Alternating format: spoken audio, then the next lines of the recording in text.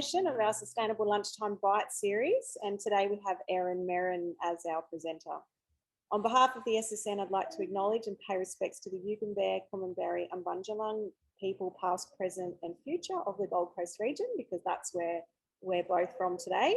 The SSN recognise the strong connections of Indigenous people to the country of their ancestors, and we value all that Indigenous elders past, present and emerging have to teach us about how to live sustainably. To start this year, as hopefully most of you know, we've just put together this series of Sustainable Lunchtime Bytes. The plan is not to take too much of your time, but to just give you a little snippet of information or some ideas to help you get started this year. So today's session is Sustainability is not just the environment, engaging senior students in social justice issues. Erin, our presenter, Erin Merrin, is a passionate environmentalist with over 17 years teaching experience and has encouraged students in schools where she's been involved to become active and informed global citizens who engage with the Sustainable Development Goals. And I think that's really one of Erin's strengths, is teaching people about the SDGs, and I can't wait to hear what she's got to say today. So take it away, Erin. Thank you, Katie. Thank you very much. Okay, so I will begin to share my screen and welcome everybody this afternoon. Okay, and I'm going to present. Here we go. Okay, there we have it. It's up and running.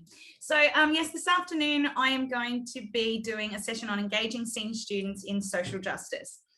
When I first started this journey, I began and we were like an environmental club, but we soon came to realize that we weren't just about the environment, we were about sustainability. And so many of my colleagues and I have worked together to create a group called the Social Justice and Sustainability Committee here at All Saints. I've actually been at the school since 2008, but I didn't begin this work until after having my baby, and I returned to work in 2012. So I predominantly work with years 10, 11 and 12, although All Saints is a pre-prep to year 12 school, I just work in the senior school. So I will be focusing on what I do in the senior school. One of the things I did want to mention first too is that our school motto is truth, faith and compassion. And I like to think by facilitating activities with the Social Justice and Sustainability group that I'm encouraging students to reach their full potential and become, as Katie said, active and informed global citizens. I also wanted to skip back to the first session where Ali mentioned that sustainability, or unsustainability as she likes to term it, is really about students becoming simply good people, empathetic and nurturing, and learning how to basically treat our world better and people better too. So I'm going to go to my next slide. So I thought I'd put 3 steps down as to how you could go about starting a social justice and sustainability committee for senior students. And firstly, I start by the understanding of the 17 Sustainable Development Goals. I think that's really important when it comes to the students, because a lot of the time they do just think sustainability equals environment. That's the word that comes up most of the time. So I start by engaging the year 11 students, particularly when they are coming up to their leadership position, what would I call it, voting or nomination. So we have 8 Sustainability and Social Justice Committee captains from each of our houses, and they have to nominate, they have to write an application, and they have to come and have a conversation with me as well. And once that happens, I then talk to them about their passion project, and we decide what the goal they're going to line to for their particular project. Anyway, back to that step 1. So the Sustainable Development Goals, I go in and I do a session with all year 11 students, and I educate them on the Sustainable Development Goals and provide just a little bit of an awareness about what the goals are. So that's to all year 11 students, all 200 of them. Then once, as I said, they come up towards their voting at the end of term 3, we then form the committee. So there's the application process, there's the voting and discussions, and I discuss the passion project, which has a sustainable development goal alignment with the students.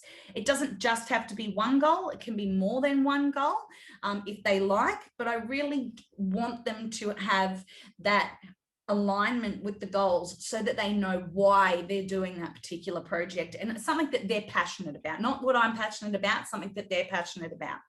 And then step 3 is the community engagement is really important when running a committee like this.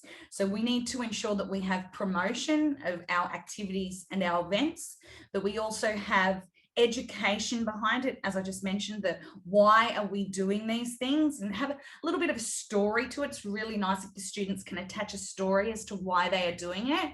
And then we have to have the action. Okay, for so many years we've spoken about we need to, sustainability in the environment and so on for over 50 years, since the hippie revolution in the 70s, but it's more the action. We have to actually start doing it now. So in that there, I just mentioned that we have an application process. So I've got the form here in front of me, and I say the Social Justice and Sustainability Committee members are committed to creating long-term prosperity by investing time and energy into planning events, creating awareness, and participating within and across their school, socially, economically, and environmentally on a school and a global level. Then I've got a position description. They preserve the social and environmental resources. So examples are recycling, urban gardens, reducing and reusing. They promote social and environmental activities such as assembly presentations and events, and they participate in social, economic, and socially sustainable activities such as Green Week, afternoons on the green, fair stalls, social action events, and so forth.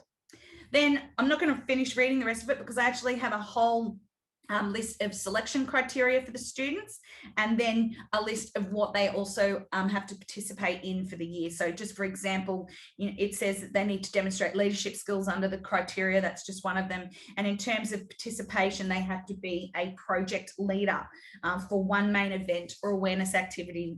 And that's pretty much their passion project, what they wish to do. So it's all about the students here. I'm just the facilitator, as Georgia mentioned in her presentation the other day.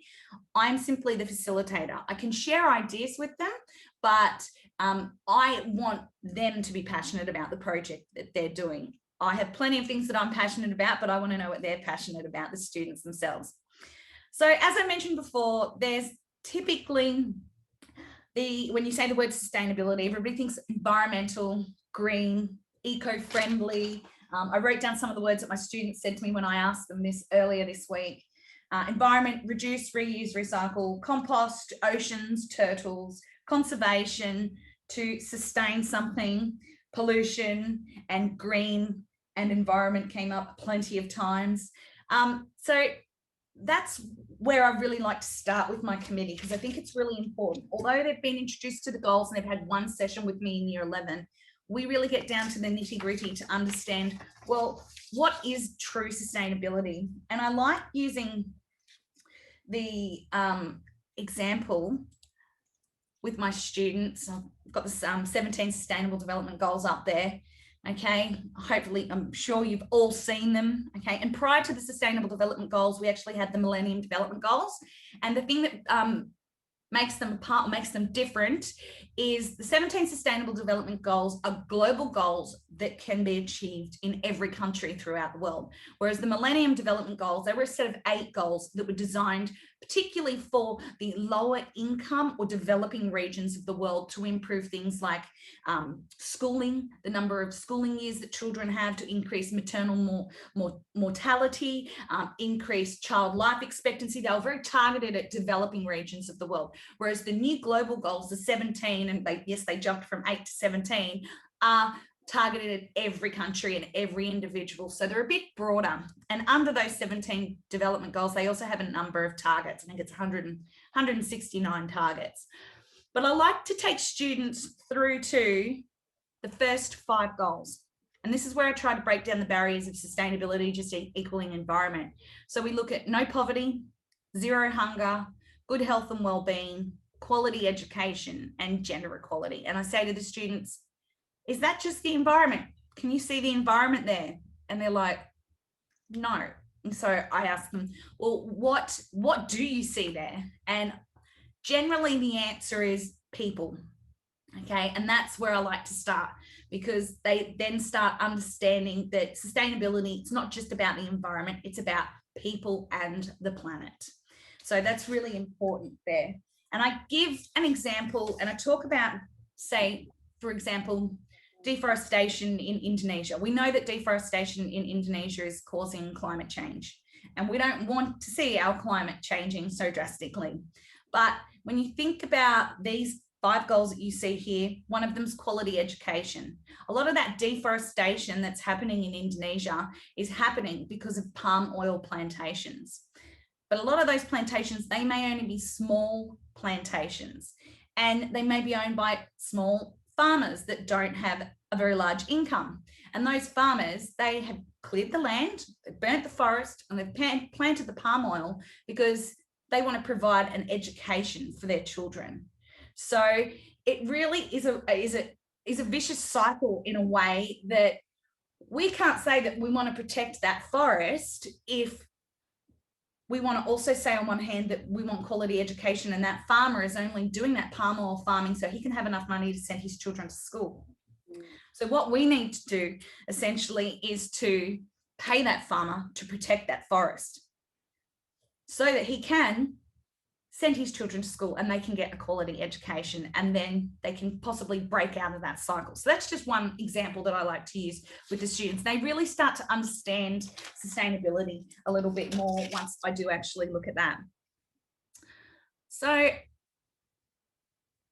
on my next slide, I have to move my little box. I said I start with the students. So there's the 17 Sustainable Development Goals, there's 169 targets, and they're all important, but some might be more relevant than others. And some students might want to, obviously, as I said, identify which goals they want to achieve based on their passion project. So I get students to become familiar with the goals and identify some targets that they want to focus on. So we look at the targets, as I said, 169 of them. And I've got 4 goals up there for you to have a look at. No poverty, okay, and I can't read it, my box is over there. Reduced inequalities, good health and well-being, and life below water. The 2 larger ones are the goals that my group have decided to work on collaboratively this year in the social justice group. And the 2 smaller ones are ones that we're going to work on when we get to term 2. So as I said before, I'm the facilitator of the group. I don't run the club per se. I come along, I listen to them, I guide the students, I get them to make sure that they have a clear message. So what SDGs do they want to address, and how will the project action contribute towards addressing the goal? That's the first one that they need to answer, okay?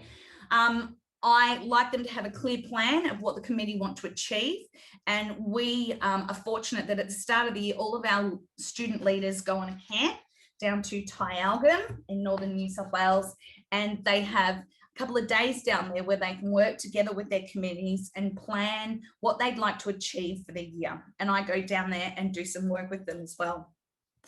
And then I educate. I think that's really important as a part of it, is that I do give them little stories every now and again about sustainability, or what some of the schools might be doing in the space of sustainability, or grab something from the media and share it with them that they might be interested in, so that they're continually improving their knowledge on sustainability as well. So they've got a clear message. I make them plan as to what they're going to do. I simply supervise them, their meetings, their activities and their events.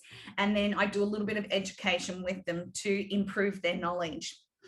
Because as we all know, it's about changing attitudes to understanding sustainability, and that sustainability isn't just the environment, it's the economy, it's the society, it's the people, it's the planet. It's like the Earth systems. They don't work separately. We don't have the atmosphere working over here and the hydrosphere working over here. They actually work together to create the biosphere, or the environment. The Sustainable Development Goals work together, because if you improve somebody's access to clean water, you're going to improve their health, for instance. So we cannot look at them as separate things. So when I say they need to have a clear message, they need to have a clear message out in the school community. That's what's really important. So we educate how society is contributing to the problem of the SDG or the SDGs that the group want to address, and how the committee is then planning the action for the goal. So we do things like they speak on assemblies, they write articles in the school newsletter. We have a school website that's accessible by parents called Fido, but you might know it as Schoolbox. And we have a sustainability page that's visible on there for a general one for the whole school. And then we also have pages for the junior school sustainability, the middle school sustainability, and the senior school group. We post on social media occasionally, or we get our social media manager to post on social media for us if we're running any sorts of events or competitions and so on. And we email, but I've put there in brackets that I try to avoid this if possible, but it may need to happen. I know it may need to happen, but the last thing anybody wants is another email. And I'm sure you could all agree with me. So, as I said, next I get them to plan. I said we have that event where we are able to sit down for a couple of hours and plan out our year. You know, we get the school calendar out. We look at the dates as well. I think it's cool Australia share a really good calendar of events that are happening throughout the year, so they can look and go, all right, well, we're going to be able to participate in Clean Up Australia Day, but we're not going to be able to participate in World Environment Day because, for instance, it's exam shutdowns that week and the seniors aren't going to be on campus. So they need to take all of those things into consideration when they're planning around assessment and critical pinch points in the term for both themselves and also for me. And then number 3, as I said, it's about the education of the students. I like to continually educate them on sustainability issues when I can and when we have time, so that they are, you know, learning, they're asking questions, and they can be innovative, they can be bold, and maybe take some of those guided risks that we as teachers can allow them to do while they're in the safe space of being here at school before they go out to the big wide world. So I just wanted to share with you this year, my Social Justice and Sustainability Committee always pick themes for the term as well. So this year they've decided on 3 themes. Term 1, breaking the stigma, and that one's really around a lot of mental health issues this year, and that's what the particular passion project of one of the students was. And they've started the year by every Wednesday at lunchtime they do yoga sessions, so they've really enjoyed that, and they're having a session in a couple of weeks on a Wednesday lunchtime. We are meeting and we're having the school counsellor, the school psychologist come along and talk about a little bit about what they do, and so that they can, maybe the students can get a little bit more familiar with what they actually do and what their roles are and so on here at school. And then term 2, those without a voice, that's actually, they're talking about specifically animals there. They're not talking about people. And they say animals don't have a voice and they can't talk for themselves. So their focus with that one's going to be on biodiversity, particularly, and habitat loss. And then in term 3, filling the circle was their theme. And they really want to look at upcycling, and they're having, what do you call it? Like a suitcase rummage. They're going to have a couple of events like that where, you know, all the kids bring in items from home that they no longer want, and they can trade them or they can sell them. And they're planning on doing that with a little bit of circular economy education in there as well. And then I've got a big question mark on term 4, because here at All Saints, our year 12s, obviously, and your year 12s, they're not at school for long in term 4. So we actually hand over to the new captains, or the new year 11s that will be stepping into the social justice. And they obviously haven't had a meeting yet to decide on what their actual theme is. So as I said, the students this year have decided to focus on 2 main goals: to end poverty in all of its forms everywhere, number 1. And with this one, I get students to, I ask these questions of students: what can students do locally to address poverty? How can they be involved in local projects that address poverty, or I should say on the Gold Coast, then in Queensland, and later maybe throughout the world? Because I've got the image there of what potentially looks like a small African child. And initially they go, no poverty, and they jump straight to Africa. and then I bring them back in to think, well, what about poverty in our local area? And if I get some of the statistics that I printed off this morning, from the United Nations, End Poverty in All Its Forms Everywhere. Unfortunately, even before COVID, the world was off track to meet the target of ending poverty by 2030. And they believe in 2030, we will still have 6% of the world's population living in extreme poverty. Also, because of the impacts of COVID-19, there was the first increase in global poverty in decades, and 71 million people were pushed into extreme poverty in 2020. So I get them to look locally at what we can do in terms of poverty. And what the students have decided to do this year is their activities. They're going to visit the homeless shelter. We go over to St. John's a lot, and we help with the lunch service. So that's one of the things that we're going to do. We are next week having Homelessness and Mental Health Awareness Week, and we are collecting blankets and warm clothes ready for winter for the homeless and to donate to St. John's. We're having a Share the Dignity breakfast on Tuesday morning where we collect female sanitary items. And we're also having a sleep out on Friday night where students will sleep out at school under one of the buildings to raise money for homelessness, and they will do a couple of education activities here as well and go for a swim in the pool and have a little bit of fun while they're doing it too.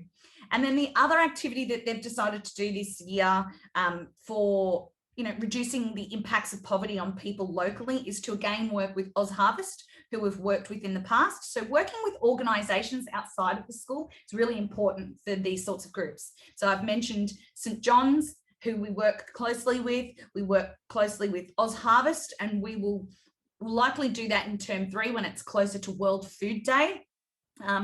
And we will collect food for OzHarvest, and we usually also go over there from morning and see the truck and where they load and unload all of the food out of the truck and so on. I didn't actually go to that last year. Georgia, if you're here, you did that, and thank you for doing that and participating and sharing all of your knowledge on OzHarvest and Have a Feed to organisations that are local to us and really important work that they do in our local area.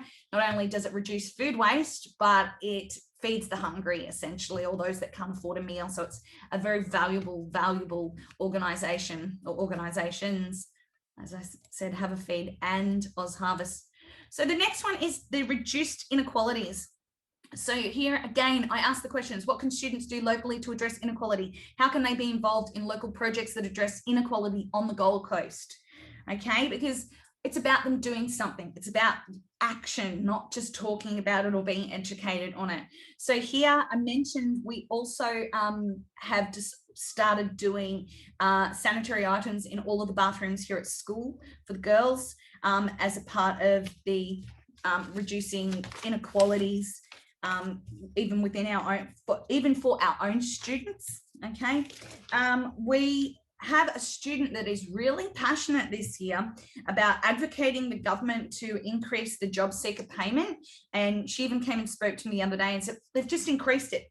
They've increased it by $50, miss. And I said, oh, okay, well, she said, no, it's not enough. $3.57 a day is not enough for somebody, and she listed off all of the things and what things cost. And you couldn't even buy a bottle of water potentially at a train station with your $3.50.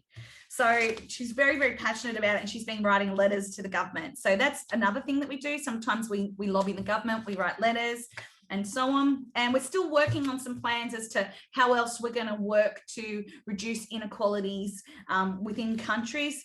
However, we did note that from the United Nations website, it is the most vulnerable groups in our community that are being hit hardest by the pandemic.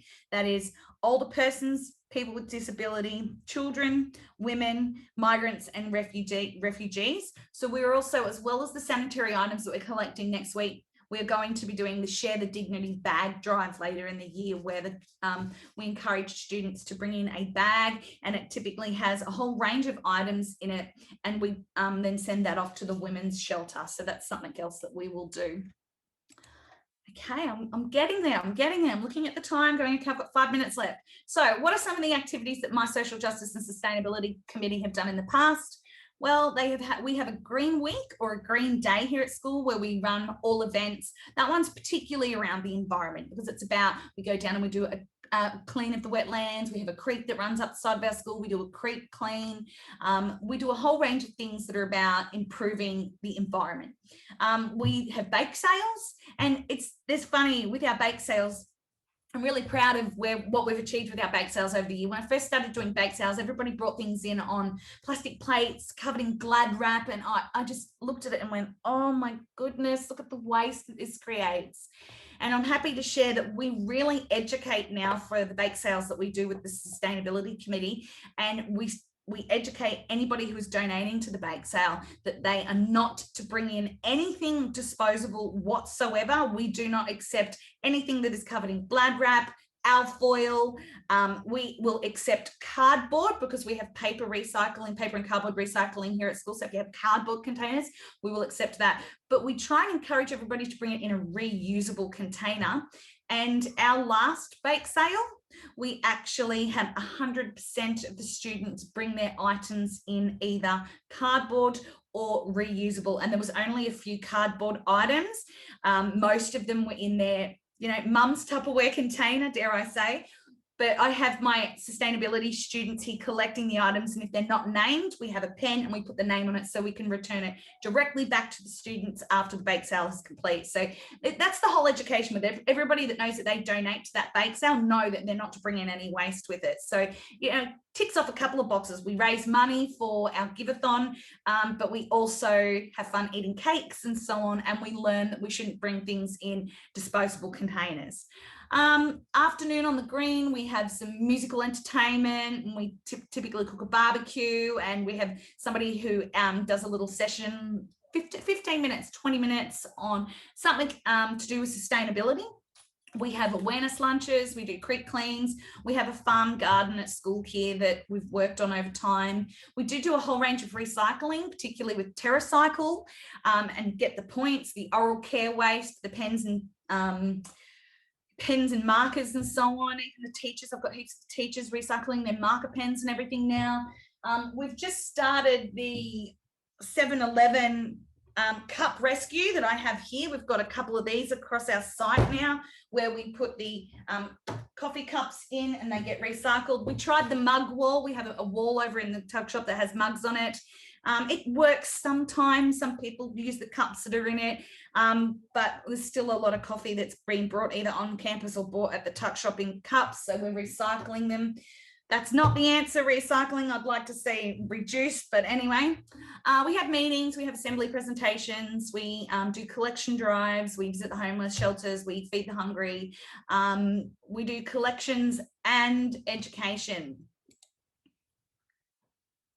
So one of the things that I did want to mention to you as well is that as a part of this group, we do some work with Amnesty International. We have Amnesty International come on site and do a presentation with my students. And I also have this booklet here that I put the link to, Staying Resilient While Trying to Save the World. It's a really good one for students to have a look at because it sometimes can feel like you are hitting your head up against a brick wall when you're fighting to get changes in behaviour for people in your school. Maybe it might feel like that sometimes, but it's worth the fight. And I know that Ed mentioned this the other day, and Georgia mentioned something. This is about the students and students taking agency of it. It's not my project, it's their project.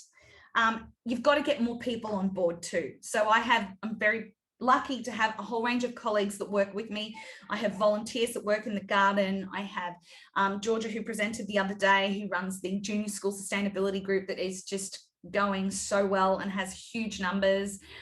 We have Meredith, who does the middle school group here as well. And we have a number of other teachers or my colleagues that run just smaller projects. The rugby team actually look after our 10-cent recycled containers and empty the bins out every Friday. So we're starting to see some changes in people and in larger groups now from, something that was just a small group of 8 students has really grown significantly since, you know, in the almost 10 years that this has been occurring here at All Saints. Anyway, you might have some questions for me. I got to the end, so thank you. I've put my email address and my school's phone number there. If anybody wants to contact me, we can do some networking or have a chat about, you know, groups and so on. So that's there. And finally, I just wanted to thank Katie Norman and the SSN team for these webinars and for allowing me to participate in this webinar this afternoon. So that's it from me. Thank you, Erin. We've got a lovely little message in the chat here from Carly, who's listening in at the back of the classroom, and she's saying that it's well worth it, and it's given her some wonderful ideas on how to start her social justice group. So that's just some lovely feedback there already. And yeah, I think big round of applause. That's you know, it's hard in your lunchtime to just come and share that, you know, knowledge with people. So really grateful, Erin, for what you've shared today and all your years with the SSN. So big round of applause. Thank you, thank you, thank you. I'm actually fortunate here to be here with Patty too. So we've got Patty over here. Hi, Patty. Yeah, which is nice.